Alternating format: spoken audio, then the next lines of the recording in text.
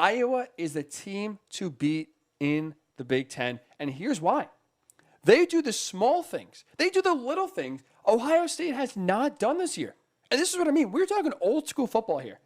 The Hawkeyes control both lines of scrimmage. They make plays on defense. It sounds very simple and it sounds very small. But even though Ohio State has the more talented roster, Iowa does the little things that make the difference in a game that Ohio State was not able to do. Which is what I mean going forward. It's the Hawkeyes division. It's the Hawkeyes conference for the college football playoff, not Ohio State's. Because it was not an accident that Oregon beat Ohio State on Saturday. It's not a fluke.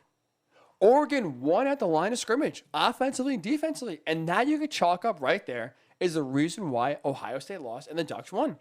Because when you look at this roster, for the first time in a long time, Ohio State doesn't have an elite pass rusher that can get after the quarterback. They had Joey Bosa. They had Nick Bosa. They had Chase Young. They always, for a long time, had that guy off the edge that could come out, get the quarterback, cause pressure on his own, and just totally wreck a play, totally wreck a game. But you watch that game on Saturday, there was no guy that was getting after the quarterback. Oregon quarterback Anthony Brown, I mean, he could have laid down, taken a nap, 20-minute power nap, woken up, and still had time to throw the ball in the pocket. He wasn't sacked once. There was one tackle for loss. That was it for the Ohio State defense all game. The lack of pressure allowed Oregon to constantly stay ahead of the chains and stay on schedule.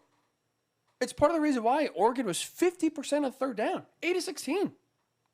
That's a winning formula for Oregon and a losing formula for the Buckeyes. Look at what the Ducks did on the ground. Totally gashed Ohio State. 269 yards as a team. C.J. Verdell had 161 of them. 3 total touchdowns, 2 on the ground, including that long 70-yard touchdown run he had. Oregon consistently answered the bell every time Ohio State scored. Why? Because they were constantly getting a push up front. And it wasn't just defensively, where the defensive line let Ohio State down. It was the offensive line. The Buckeyes reverse couldn't get a push. And this was, mind you, with Oregon missing the best defensive player in college football, Kayvon Thibodeaux, who will be the first non-quarterback off the board in the NFL draft this year. A total freak, a total stud. So he was out with an ankle injury. Their best linebacker, Justin Flo, was also out of the game. So Oregon's missing 2 of their best defenders. And with that said, the Ohio State offensive line couldn't get a push. They couldn't run the ball. They ran for just 120 yards, which in college football terms, which in Ohio State terms, is not a lot. And not only is just the number low, you saw it in Ryan Day's play calling late. There was a few in the fourth quarter and the second half especially. There was a few 3rd and shorts, 4th and shorts. You know what Ohio State didn't do? Run the ball. They threw the ball.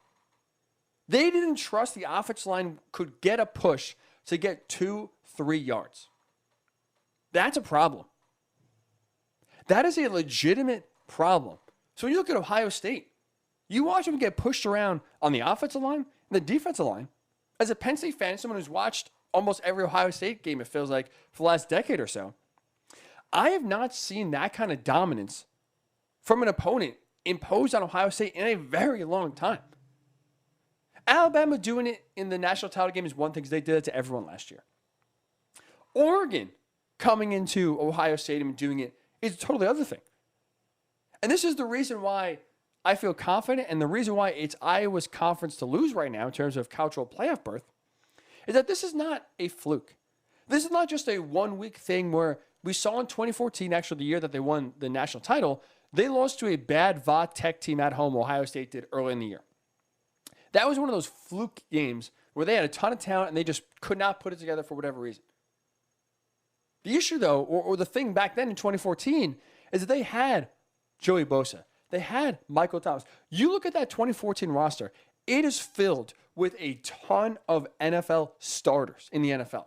Right now, Ohio State doesn't have that, especially on defense.